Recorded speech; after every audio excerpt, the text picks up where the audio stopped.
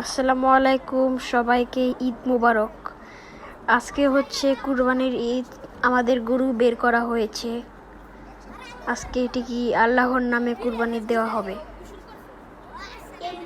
আমাদের সুন্দর একটি গরু আজকে আল্লাহর নামে কুরবানি হয়ে যাবে।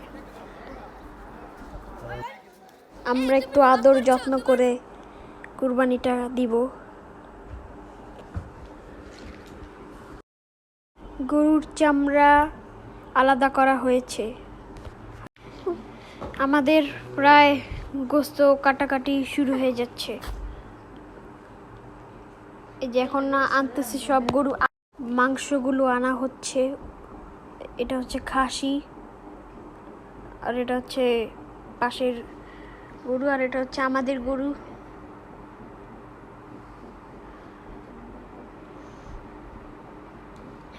আজকে তো ঈদ।